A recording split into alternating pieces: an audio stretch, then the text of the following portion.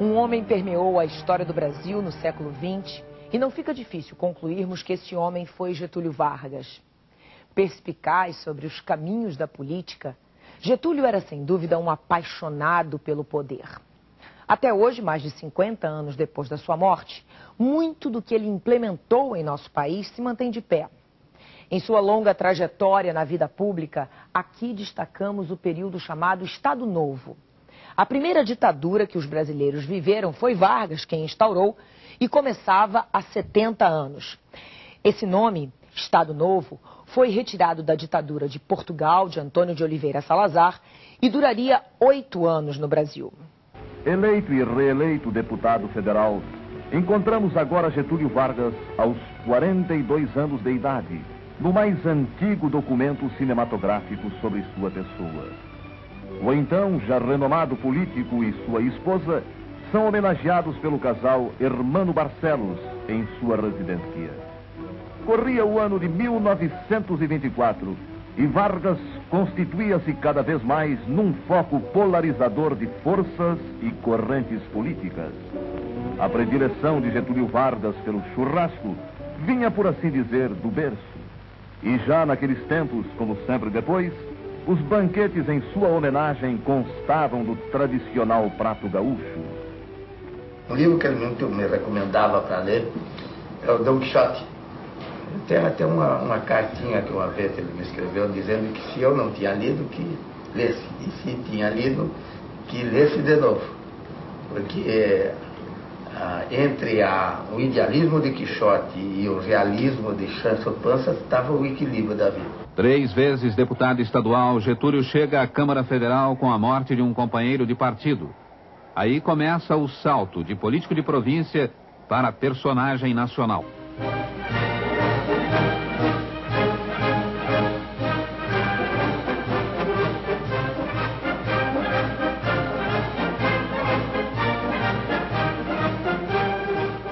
O que é que a gente tem no mundo nessa época? A gente tem no mundo o fortalecimento das ideias mais autoritárias. Tinha tido a Revolução Russa de 17, com o comunismo, a guerra colocando em xeque aquelas ideias liberais, né? Então, em 1920, 1930, você tem em vários países do mundo propostas autoritárias. Você tem o Salazar, né? Você tem o Franco na Espanha, Salazar em Portugal. Você tem a ascensão do Hitler, também na Alemanha, na década de 30. Época que Mussolini, né, também consegue, na Itália, ter a grande liderança e chefiar o país.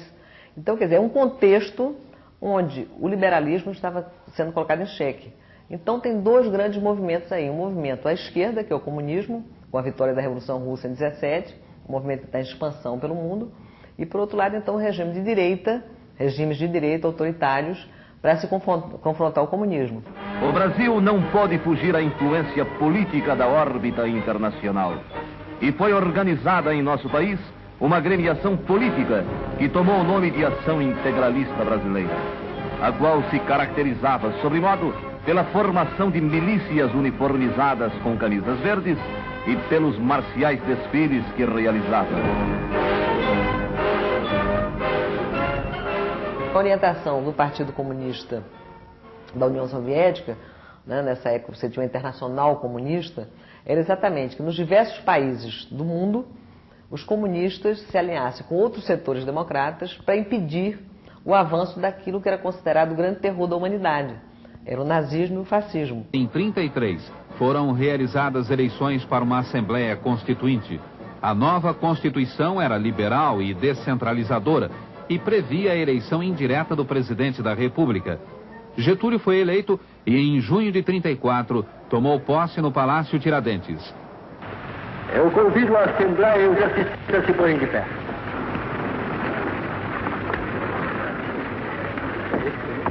Prometo manter e cumprir com lealdade a Constituição Federal, promover o bem geral do Brasil, observar as suas leis, sustentar-lhe a união, a integridade e a independência.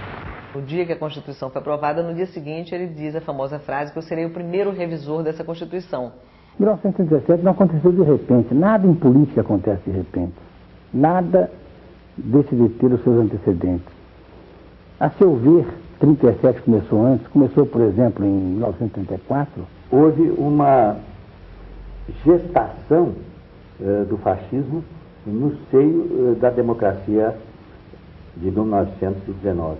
A partir da Constituição alemã de 1919 até a Constituição brasileira de 1934, houve uma contradição permanente entre duas grandes correntes históricas, a corrente da liberdade e a corrente da ditadura.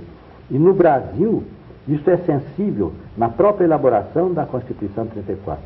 O governo se sentia ameaçado pelos integralistas à direita e pelos comunistas à esquerda. Em novembro de 35, estoura uma revolta comunista nos quartéis, logo dominada por Getúlio. De forma que nós nos encontramos numa espécie de preparo, não é? De antecipação, de espera da oportunidade desde 35, desde que veio... Ele estava na tocaia. Estava na tocaia, exatamente. Você vem com um termo mineiro que me faltou na hora. A lei Estado de Guerra de 35, a Revolução Comunista de 35, quer dizer, a provocação brutal dos radicalismos se processava à nossa vista. Nós estávamos assistindo aquilo. O golpe comunista de 35 foi uma provocação brutal. De 1930 até 37, você tem um jogo de diversos projetos em disputa. Quer dizer, aquele bloco que fez a Revolução de 30 necessariamente não teria que ter desaguado culminado no Estado Novo em 37. Foi um processo muito bem articulado, onde Getúlio vai eliminando antigos aliados de 30 e vai caminhando para esse projeto mais autoritário. O período constitucional de Vargas ia até 38. Apesar do clima de incerteza política, no fim de 36, vários nomes eram cogitados para a sucessão presidencial. A menina, presidência, vai rifar seu coração e já tem 3 pretendentes, todos 3 chapéu na mão. E quem será? O homem, quem será? Será seu Manduco ou será seu Vavá?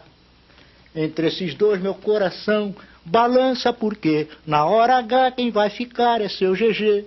Quando as competições políticas ameaçam degenerar em guerra civil, é sinal de que o regime constitucional perdeu o seu valor prático, subsistindo apenas uma abstração. Depois desse discurso, o Brasil entrou numa nova fase da sua história, a ditadura do Estado Novo. Getúlio dissolveu o Congresso, censurou a imprensa, acabou com os partidos, prendeu e calou os adversários políticos. Outra medida importante também, Getúlio acaba, digamos, com aquilo que ele achava também que era um grande mal para o país, os regionalismos. No ato simbólico, ele queima todas as bandeiras estaduais, dizendo que a partir daquele momento o país vai ser um país único. Você não tem mais as forças dos estados, mas que tudo deveria ser, então, centralizado, né, na sua figura, né, ele como chefe da nação. Quer dizer, ele tenta, o seu discurso é exatamente unir aquilo que ele chama o Estado e a nação, o governo e o povo, através da sua figura. Abolimos as bandeiras e escudos estaduais e municipais, os hinos regionais e os partidos políticos. Tudo isso se fez visando consolidar a unidade política e social do Brasil, e numa época em que tais medidas pareciam temerárias. O principal instrumento de legitimação do Estado Novo foi o Departamento de Imprensa e Propaganda, o DIP, criado em dezembro de 39. Além de promover a censura nos meios de comunicação, o DIP também produzia informação. Ironicamente, o DIP instalou-se no Palácio Tiradentes, onde funcionava o Congresso antes do golpe. Você não tem partido, você tem censura à imprensa o tempo todo, né? Você tem, enfim, uma série de prisões e parlamentares sendo presos no pré-Estado Novo, no pós-Estado Novo, intelectuais, todos os contestadores do regime estão presos. Incidentes que chegam ao pitoresco. Houve certa fase da repressão em que todos os inimigos do governo, os adversários do governo, podiam ser processados e eram frequentemente. Eu lhe dou um exemplo. Pelo interior afora, o comentário de um político, fosse numa mesa de café ou numa reunião social, que não fosse simpático, digamos, ao delegado de polícia ou ao prefeito, daquilo resultava frequentemente um processo. Vinha aquele inquérito feito lá no interior para o Tribunal de Segurança E o cidadão era processado por um crime que era injúria a agente do poder público. E era quase fatal a condenação. Pode estar certo de que centenas de brasileiros cumpriram pena de prisão por este fantástico crime de ter feito uma crítica, um comentário ou uma observação sobre uma autoridade subalterna do governo. Então, se fosse contra o ministro de Estado ou contra uma autoridade de escalão superior, então a condenação não era só fatal, era fatal e elevada. E as prisões estavam abarrotadas. Os inimigos de Getúlio já tinham sido derrotados entre 1930 e 37, sobretudo de 35 a 37. Então esse é um longo caminho onde ele vai criando novas alianças e derrotando antigos aliados.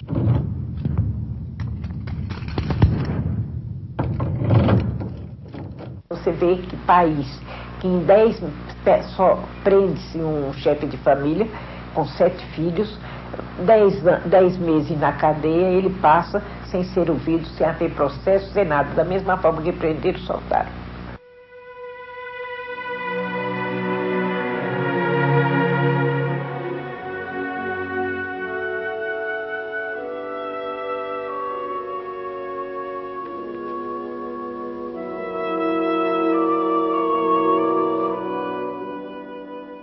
Olga Benária, a mulher de Luiz Castro Prestes, era um militante do movimento comunista internacional, que veio no Brasil com Prestes, eles entram aqui clandestinamente. E logo depois do levante comunista, a repressão sobre os comunistas, né, é feita de uma maneira eficiente e eles conseguem chegar até a residência de Prestes e Olga. Né, os dois são levados para os porões da ditadura. O Prestes, inclusive, ele fica preso 10 anos. Ele é preso em 36 e só sai no final do Estado Novo em 1945. Nesse momento, a repressão é feita muito mais pela polícia do que pelo exército. Vai ser uma marca diferente do pós-64. Em 1964, quem assume o comando, digamos assim, da repressão no regime militar, que vai de 64 até 85, né, é o exército brasileiro que está à frente da repressão aos opositores do regime. Nesse período, né, no período Vargas, a chefia era a polícia que assumia esse papel. Em 39, Getúlio regulamentou a Justiça do Trabalho. No ano seguinte, instituiu o salário mínimo. E em 1º de maio de 43, promulgou simbolicamente em São Januário a Consolidação das Leis Trabalhistas, a CLT. Vargas criou também a Previdência Social com os institutos e as caixas de aposentadoria e pensão. O trabalhador brasileiro possui hoje o seu Código de Direitos, a sua Carta de Emancipação Econômica. A ditadura Vargas otorgou uma série de benefícios aos trabalhadores assalariados urbanos, mas os trabalhadores rurais, que representavam a grande maioria da população, não foram beneficiados de nenhuma maneira. A habilidade de Getúlio foi fundamental para a criação da grande siderurgia. Conseguindo o apoio dos americanos, depois de difíceis negociações, Getúlio construiu Volta Redonda, que só foi inaugurada em 46. Para a industrialização ocorrer, você tem que ter essas indústrias de base, né, chamadas indústrias de base. Então Getúlio está apostando nisso tudo. Né? É criada a Fábrica Nacional de Motores, a Siderúrgica Nacional, enfim, são as indústrias que vão produzir e provocar essa industrialização. Porque até então o Brasil era um país, né, extremamente Brasil exportador, né? Aliás, monocultor praticamente, né? Você tem o café controlando praticamente a pauta das exportações brasileiras, e é exatamente no pós-30 que você começa a ter uma diversificação dessa agricultura e um investimento para você fortalecer a industrialização do país. Isso é inegável. Eu acho que tem que se reconhecer isso. É nesse momento que a gente começa a inverter essa situação de um país eminentemente agrícola para um país industrial. O começo da Segunda Guerra Mundial, em setembro de 39, determinou o aumento das pressões sobre o Brasil. Em janeiro de 42, realizou-se no Rio a Conferência dos Chanceleres Americanos. No fim da conferência, Getúlio rompeu relações diplomáticas e comerciais com a Alemanha, Itália e Japão. É claro que a simpatia da maior parte das pessoas que estavam à frente do Estado Novo era exatamente pelos países do eixo. Alemanha, né, Itália e Japão. Mas Getúlio é um homem muito pragmático, dizer, então nesse processo todo, e no primeiro momento ele não quer se envolver com a guerra, porque ele acha que do ponto de vista do Brasil, desse fortalecimento desse Estado Nacional, é importante não participar desse conflito. Era um conflito que não tinha a ver diretamente com o Brasil, indiretamente sim, mas não tinha por que o Brasil entrar na guerra. Né? E ele então tenta segurar até onde ele pode. Havia uma tendência, quer dizer, se esperava que se o Brasil viesse a se aliar com alguém, seria exatamente com os países do eixo, né? Mas por várias razões, inclusive razões de ordem econômica, né, o Brasil acaba se aliando com os Estados Unidos, né, com as nações aliadas, digamos assim, com aquele bloco que estava combatendo o nazifascismo. Em janeiro de 43, Roosevelt e Getúlio se encontraram novamente em Natal. Num jipe, os dois presidentes inspecionaram as bases da cidade cedidas aos americanos para ajudar no esforço de guerra. Em março, foi aprovado o plano para enviar à Europa a Força Expedicionária Brasileira. O governo de Getúlio participava assim da vitória contra o totalitarismo. Ao mesmo tempo, essa vitória condenava o regime. Fica uma grande contradição dentro do país. Como é que soldados brasileiros estão indo lutar na Europa, alguns até, né, morrem na Europa, podem morrer ou morrem, enfim, porque a participação da FEB também é muito pequena, mas de qualquer maneira esses homens vão para a Europa, para uma guerra mundial, e aqui dentro, para lutar em nome da democracia, e aqui dentro o Brasil se vivendo uma situação de ditadura. Quer dizer, começa uma pressão muito grande para que o Estado Novo, enfim, seja derrotado, para que se instalem eleições no Brasil e se volte a um regime democrático. Quando a FEB voltou vitoriosa em julho de 45, a ditadura do Estado Novo agonizava. A censura à imprensa terminara. As eleições presidenciais e para a Assembleia Constituinte estavam marcadas para 2 de dezembro. O general Dutra e o brigadeiro Eduardo Gomes tinham sido lançados como candidatos a presidente. Tinham surgido novos partidos, a UDN, o PSD, o PTB, entre outros. Ele até sai do poder por conta de um golpe dado pelos militares. Né? Getúlio é deposto do poder pelos militares. Já não mais satisfeitos, digamos, todo mundo temia esses projetos continuistas de Vargas. Quer dizer, a grande dúvida era até que ponto, se Getúlio continuasse na liderança desse processo constituinte, né, até que ponto, de fato, ele não conseguiria manobrar para continuar por mais tempo no poder. Então, Getúlio é deposto no final de 45 e as eleições são realizadas já sob a liderança do presidente do Superior Tribunal Federal, que era o José Linhares. Mas o esquema é tão bem montado do Estado Novo que quem ganha é aquele que tinha sido o braço direito de Getúlio durante muito tempo, né, que havia sido inclusive seu ministro da Guerra, que é Eurico Dutra. 40 anos depois do Estado Novo, 23 anos depois da morte de Getúlio, qual é a sua visão de Getúlio? Cabe uma revisão histórica de Getúlio Vargas? Sim, eu acho que sim. Eu acho que, e aliás eu creio que já me manifestei a esse respeito com as próprias palavras que você acaba de empregar. Eu dei uma entrevista a uma grande publicação brasileira com o título de Visão e Revisão de Getúlio Vargas. Eu acho que a revisão de Getúlio Vargas se impõe na medida em que nós o observemos nos seus atributos de personalidade, seus atributos humanos, e esqueçamos aquela espécie de paixão doentia que ele tinha pelo poder. Havia nele uma espécie de conflito de personalidades. Havia nele... Era o borralho do gato. Exatamente. Ele tinha do poder uma noção pessoal, exclusiva, apreensiva. As mãos dele, eu só sentei no lado dele uma vez no Itamaraty, no almoço. Eu senti aquelas mãos fortes, muito fortes, umas mãos poderosas assim, e apreensivas. A gente sentia a mão...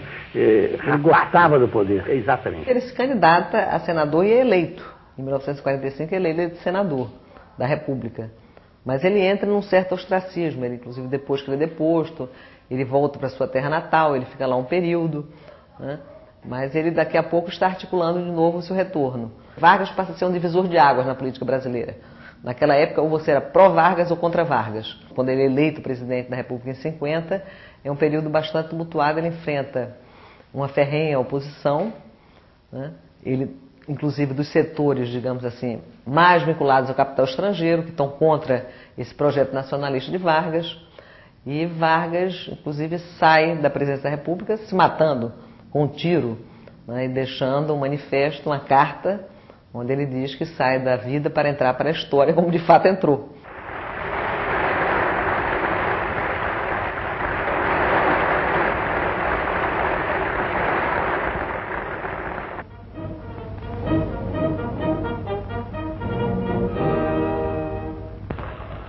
Prometo manter, defender e cumprir a Constituição da República, observar as suas leis, promover o bem geral do Brasil, sustentar-lhe a união, a integridade e a independência.